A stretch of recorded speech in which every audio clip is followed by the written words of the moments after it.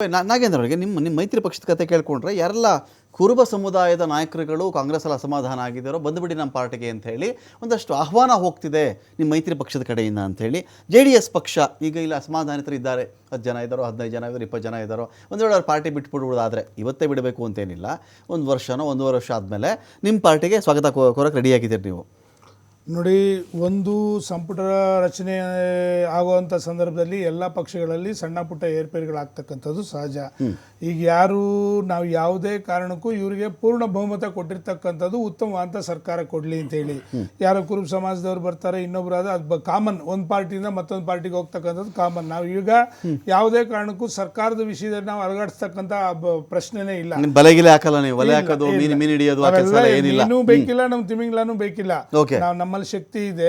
ನಾನು ಹೇಳ್ತಾ ಇರ್ತಕ್ಕಂಥದ್ದು, ನೀವು ಯಾರನ್ನಾದ್ರೂ ಮಾಡ್ಕೊಳ್ಳಿ, ಸಂಪುಟ ರಚನೆ ಸೀನಿಯರ್ ಕೊಡ್ತಿರೋ, ಜೂನಿಯರ್ ಕೊಡ್ತಿರೋ, ಅನುಭವಸ್ಥರು ಕೊಡ್ತಿರೋ, ಅನುಭವ ಇಲ್ಲದವ್ರು ಕೊಡ್ತಾರೆ. ಯಾಕೆಂದ್ರೆ ಮೊನ್ನೆ ನೋಡಿದ್ವಿ, ಏನು 2ನೇ 2.0 ತಾವು ಸ್ಟಾರ್ಟಿಂಗ್ ಅಲ್ಲೇನೆ ಕೆಲವು ಜನಕ್ಕೆ ಏನಂತ ನೀವು ಖಾತೆಗಳನ್ನು ಕೊಟ್ರಿ, ಒಲ್ಲದ ಮನಸ್ಸಿಂದ ತಗೊಂಡಿದ್ದಕ್ಕೆ ಇವತ್ತು ನಾವು ಕಾವೇರಿ ವಿಷಯದಲ್ಲಿ ಇಷ್ಟೆಲ್ಲ ನಾವು ಒದ್ದಾಡಿದ್ದು.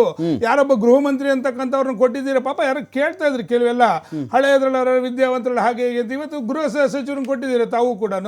ಏನಾಯ್ತು, ಜೈಲಲ್ಲಿ ಏಣಿ ಹಾಕೊಂಡು ಹತ್ಕೊಂಡು ಹೊರಗಡೆ ಬಂದ್ರೆ ಆರಾಮಾಗಿ. ನಮ್ಮ ಮನೇಲೆ ಏಣಿ ಇಲ್ಲ, ಜೈಲಲ್ಲಿ ಏಣಿ ಹೆಂಗ್ ಸಿಕ್ತಿವ್ರಿಗೆ? ಹಾಗಾದ್ರೆ ಈ ರೀತಿ ಅನುಭವ ಇಲ್ಲದೆ ಇರ್ತಕ್ಕಂಥವ್ರು ಕೊಟ್ಟಂತ ಸಂದರ್ಭದಲ್ಲಿ ಇವತ್ತು ನಮ್ಮ ರಾಜ್ಯ ಸಂದಿಗ್ಧದಲ್ಲಿದೆ. ಈ ಪರಿಸ್ಥಿತಿಯಲ್ಲಿ ಬರ ನೆರೆ 224 ಕ್ಷೇತ್ರಗಳಲ್ಲಿ ಪದೇ ಹೇಳ್ತಾ ಇದ್ದೀನಿ, ಬರ ನೆರೆ ಇರ್ತಕ್ಕಂಥ ಸಂದರ್ಭದಲ್ಲಿ ಒಂದು ಕಾಂಗ್ರೆಸ್ ಶಾಸಕರಿಗೂ ಕೂಡ ಅವ್ರ ಕ್ಷೇತ್ರಗಳಿಗೆ ಹೋಗಿಲ್ಲ. ಕಾರಣ ಇಷ್ಟೇನೆ, ನನಗೇನಾದ್ರೂ ಮಿನಿಸ್ಟರ್ ಕೊಟ್ರೆ, ನನಗೆ ಉಸ್ತುವಾರಿ ಕೊಟ್ರೆ ಹೋಗ್ತೀನಿ, ಇಲ್ಲ ಅಂತಂದ್ರೆ ಇಲ್ಲ. ಹಾಗಾದ್ರೆ ಸಾರ್ವಜನಿಕರ ಪ್ರಶ್ನೆ ಏನು ಈ ರಾಜ್ಯದಲ್ಲಿ? ಹಾಗಾದ್ರೆ 6 ಕೋಟಿ ಜನದ ಬಗ್ಗೆ ನೀವೇನು ಗಮನ ತಗೊಂಡಿದ್ದೀರಿ ಅಂತಕ್ಕಂಥ ನನ್ನ ಪ್ರಶ್ನೆ ನಂಬರ್ 1. ನಂಬರ್ 2, ನಾನು ಹೇಳ್ತಾ ಇರ್ತಕ್ಕಂಥದ್ದು, ನೀವು ಸೀನಿಯರ್ಗಳಿದ್ದಾಗಲೇನೆ ಯಾವ್ದಾವ್ದು ಹಗರಣಗಳು ಬಂತು, ವಾಲ್ಮೀಕಿ ಹಗರಣ ಬಂತು, 5,000 ಕೋಟಿ ಇವತ್ತಿನವರೆಗೂ ಲೆಕ್ಕ ಕೊಟ್ಟಿಲ್ಲ.